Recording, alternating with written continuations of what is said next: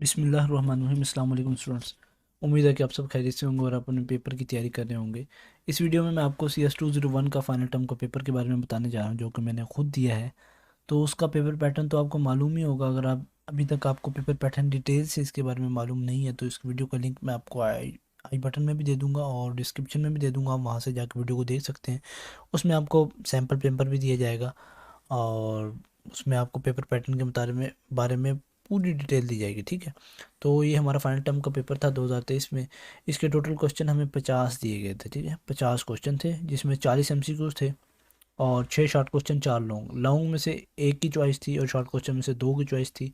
और MCQs में जैसे आपको पता ही होगा 7 MCQs की आपके पास चॉइस थी। अगर आपके 7 गलत भी हो जाते हैं तो आपको 33 मार्क्स पूरे दिए जाएंगे। ठीक है। तो चलते हैं। मैं आपका वक्त ज़ाया नहीं करना चाहता, वीडियो को इस तरह से फास्ट बना रहा हूँ कि आप कम वक्त में ज़्यादा चीज़ें देख सकें। ठीक है। MCQs वो थे 10 से 20 MCQs। मैं आपको श्योरिटी से कह रहा हूँ कि आपके पास पेपर से आए थे। कुछ MCQs तो ऐसे थे जैसे कॉपी पेस्ट नहीं होता, किसी ने पास पेपर्स में से कॉपी पेस्ट करके आपको दिए हों। ठीक है। 10 से 20 थे, वो ज़्यादा नहीं थे। मैंने ये नहीं कह रहा कि आपके 40 के 40 पास पेपर में से आए। कुछ MCQs ऐसे थे कोडिंग से रेलिवेंट, वो न्यू बनाए गए थे। ठीक है। तो उनमें MCQs ईजी थे, इतने मुश्किल नहीं थे। अगर किसी ने प्रिपरेशन की हुई है अच्छे तरीके से और उसकी प्रिपरेशन अच्छी होगी तो उसके लिए तो वो कुछ मुश्किल नहीं थे। लेकिन कुछ MCQs होते हैं कंसेप्चुअल आते हैं एक दो, तो उसमें तो सब स्टूडेंट्स को फेस करनी पड़ती है डिफ़िकल्टी। तो क्योंकि हमें वहाँ डेव C++ अलाउ नहीं होता, तो इसलिए थोड़ा सा मसला बनता है स्टूडेंट्स के लिए जिन्हें प्रोग्रामिंग अच्छे तरीके से आती है, कोडिंग। तो वही उसकी आउटपुट बता सकते हैं। ठीक है। अच्छा, सर MCQs थे ट्रू फॉल्स के बारे में। स्टेटमेंट दी गई थी हमें, तो उसके बारे में 2 से 3 थे, ज़्यादा नहीं थे। साहब इसलिए मैंने लिखा 2 से 3 MCQ थे। ट्रू फॉल्स आपने बताना था कि स्टेटमेंट ट्रू है या फॉल्स। अक्सर की ट्रू होती है स्टेटमेंट, बस वो थोड़ा सा उसमें हमें दिखाने के लिए करते हैं कि ये ट्रू है या फॉल्स है। ठीक है। अच्छा, आगे थे 5 से 6 MCQs कोडिंग के मतलब थे, उनकी हमने आउटपुट देनी थी। और यही न्यू MCQs थे। ये पास पेपर में से शायद 1 या 2 होगा, नहीं थे, बल्कि 1 2 भी नहीं था, सारे न्यू थे। 5 से 6 MCQ से ज़्यादा नहीं थे कोडिंग के मतलब। जिसको कोडिंग नहीं आती वो परेशान ना हो, सिर्फ आउटपुट आपने बतानी है और आउटपुट ऊपर हमें दी होती है इनपुट में। वहीं से हमने थोड़ा सा देख के जज करके, अगर किसी को ऑपरेटर वगैरह का पता होता है तो वो वहाँ से बता सकता है। ठीक है। और 10 से 12 MCQs उसमें से थे जो मेरी पिछली वीडियो थी उसमें से तकरीबन मैंने प्रिपरेशन करवाई थी। 12 मिनट की वो वीडियो थी। अल्हम्दुलिल्लाह काफ़ी उस पर अच्छा रिस्पॉन्स आया। 19 घंटों में तकरीबन 200 के करीब व्यूज़ आए। तो काफ़ी अच्छा रिस्पॉन्स आपने भी दिया और स्टूडेंट्स को काफ़ी हेल्प उससे साबित हुई है। तो एक MCQ था हीप के मतलब। ठीक है। तो अभी मुझे वो पूछी, उसकी पूरी वर्डिंग तो याद नहीं थी लेकिन पास पेपर में से था। और ये एक साइन दिया गया था हमें, इसको हम क्या कहते हैं, टाइल्ड का साइन कहते हैं। ठीक है। तो इसका बहुत इजी MCQs थे। ये इजी में से यही है थे जो मुझे याद रहे हैं, क्योंकि मुश्किल MCQs बंदे को याद नहीं रहते। और TWAIN स्टैंड्स फॉर, ये आपका पास पेपर में भी बहुत इंपॉर्टेंट MCQs है, उसमें भी आया हुआ है। और टेम्पलेट फंक्शन में कितने आर्गूमेंट होते हैं, एक आर्गूमेंट होता है। ठीक है। Size of data type equal to किसके साइज होता है। एक कोई भी फाइल है, जैसे मैं आपको दिखाता हूँ अभी PC में, ये एक फ़ाइल है मेरे पास। तो इसका साइज़ मेरे पास क्या यहाँ शो हो रहा है, 480 KB। तो जो उसकी डाटा टाइप में उसका जो साइज़ होगा वो भी 480 KB ही शो होगा। तो एक्चुअल साइज़ के मुकाबले में जो डाटा टाइप का साइज़ होगा वही एक्चुअल साइज़ उसका फ़ाइल का होगा। ये MCQ था। अच्छा, 2 MCQ आपके ऑपरेटर्स के मुतालिक थे, 2 से 3। सी इन और सी आउट क्या होता है, फंक्शन होता है या ऑपरेटर होता है। तो आपने कमेंट सेक्शन में लाजमी मुझे बताना है, बहुत इजी क्वेश्चन है ये। और एंडल का जो साइन है, ये फंक्शन होता है या ऑपरेटर होता है, ये ऑब्जेक्ट होता है या क्लास होता है। ऐसे 4 ऑप्शन दिए गए थे, फंक्शन, ऑपरेटर, ऑब्जेक्ट, क्लास। ये सेम MCQ थे, ये आगे पीछे करके आए थे। ठीक है।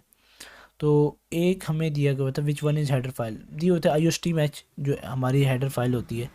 तो और कुछ फाइलें दी हुई थी, क्लास दी हुई थी, फंक्शन दिया हुआ था, PTR का साइन बना के दिया हुआ था, और क्लास का पर्सन, प्राइवेट, पब्लिक, इस तरह का कुछ साइन दिए हुए थे। लेकिन हेडर फाइल हमारी वही IOST मैच। ठीक है।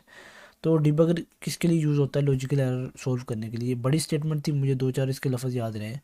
अच्छा, एक ये MCQ था, whenever dynamic memory allocation is made in C++, it is freed. तो इसका आंसर था एक्सप्लिसिटी। एक्सप्लिसिटी आपने शायद, ये मेरे वीडियो में से है, ये इम्प्लिसिटी भी इसका ऑप्शन है। कुछ ने इम्प्लिसिटी लगाया हुआ था, कुछ ने एक्सप्लिसिटी। तो आपने लाजमी मुझे बताना है कि इसका करेक्ट आंसर क्या होगा। ठीक है। तो ज़्यादा इसके चांस एक्सप्लिसिटी के हैं। ठीक है, आपने कमेंट सेक्शन में बताना है। तो आगे कुछ शॉर्ट क्वेश्चन थे। शॉर्ट क्वेश्चन जैसे आपको मालूम है कि 6 शॉर्ट क्वेश्चन हमारे आने थे और उसमें से 4 हमने करने ज़रूरी थे हमारे लिए, जिसमें से 2 की हमारे लिए चॉइस थी। अच्छा, ये ट्रूथ टेबल का बिल्कुल सेम सवाल आया हुआ था, ठीक है।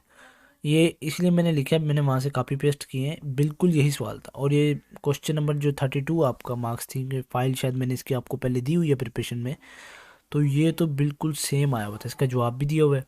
क्या करना है हमने, सपोज करना है object of class A is declared as data member of class B, the constructor of which class will be called first. Constructor में कौन सी क्लास पहले कही जाएगी, तो ठीक है ए कही जाएगी, क्लास ए। और the destructor of which class will be called first B. तो ये आपके पक्के 3 नंबर है।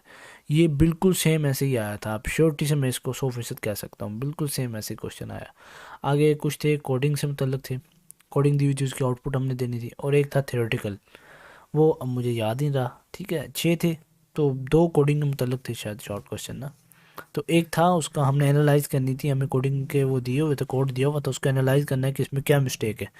तो उसमें यूजिंग नेम स्पेस स्टूडेंट नहीं लिखा हुआ था, एसटीडी जो हम स्टार्ट में लिखते हैं वो नहीं लिखा हुआ था, और एक जगह पे सेमी कॉलन नहीं लगा हुआ था। तो वो था। तो शॉर्ट क्वेश्चन इतने इजी थे कि आप अगर और इससे क्या कहते हैं 5 पेपर से कर लेते हैं ना, 4 से 5 पेपर, तो उसमें से आपके लाजमी 2 से 3 लाजमी आ जाएंगे इंशाल्लाह। तो जो लॉन्ग क्वेश्चन थे, अच्छा मैंने अभी तक आपको काफ़ी मालूमात दी है, आप मेरे चैनल को सब्सक्राइब कर दें, कुछ भी नहीं जाएगा आपका। तो इस पे ऐसे ही पेपर्स की ना, इससे भी अच्छी अच्छी वीडियोस मैं बना के दूंगा, जैसे स्टूडेंट्स मुझे बताएंगे कि हमारा ऐसे इस तरह से पेपर आ रहा है। लॉन्ग क्वेश्चन में स्टूडेंट ने बताया, और ये मेरा भी आया, एक कोड दिया गया था क्लास और ऑब्जेक्ट का, उसकी आउटपुट हमने देनी थी, ठीक है। इसमें CS201 जो आपका सब्जेक्ट है, इसमें आपको ये नहीं कहा जाता कि आप इस पे प्रोग्राम लिखें, ये आउटपुट है इस तरह इस तरह। एक छोटा सा टास्क दिया गया था, जो क्वेश्चन नंबर लास्ट था, जो चॉइस में आप छोड़ सकते थे, वो टास्क बनाना था, छोटी सी प्रोग्रामिंग बनती थी उसकी 5 to 7 स्ट्रिंग्स में, उसका आपका आंसर बन जाना था, तो ये दिया गया था। और एक कोड था, उसकी भी आउटपुट हमने देनी थी। तो कोड दिया गया था, इसकी भी आउटपुट देनी थी, इसकी भी आउटपुट देनी थी। और एक थेरेटिकल भी था, what is the keyword this and what are the uses of this pointer. ये हमें एक लॉन्ग क्वेश्चन दिया गया था, सॉरी एक कॉल आ रही थी तो उसमें आपको हुआ, ठीक है। What is the keyword this and what are the uses of this operator, this pointer, ठीक है। तो ये हमारा एक लॉन्ग क्वेश्चन थे 4। और ये हमने ना लिस्ट ऑफ प्री प्रोसेसर, ये मैंने आपके लिए बनाई है, तो आपने इसको लाजमी देखना है, ठीक है। तो इसमें से दिया हुआ था कि 2 MCQs थे शायद, कि आपने बताना कि इसमें से कौन सा प्री प्रोसेसर में नहीं आता। तो उम्मीद करता हूँ कि आपको ये वीडियो पसंद आई होगी हमारी। तो हमारे चैनल को सब्सक्राइब कर दें और वीडियो को लाइक कर दें, इंशाल्लाह काफ़ी आपको फ़ायदा होगा इस चैनल से। द मर्सिफुल एकेडमी ये न सिर्फ BS के स्टूडेंट्स के लिए, बाकी 9 से लेके सेकेंड ईयर के स्टूडेंट्स को भी आगे हम टारगेट करेंगे, जैसे हमारे एग्ज़ाम व्यू के ख़त्म होंगे, ठीक है। शुक्रिया वीडियो देखने का, अस्सलाम वालेकुम।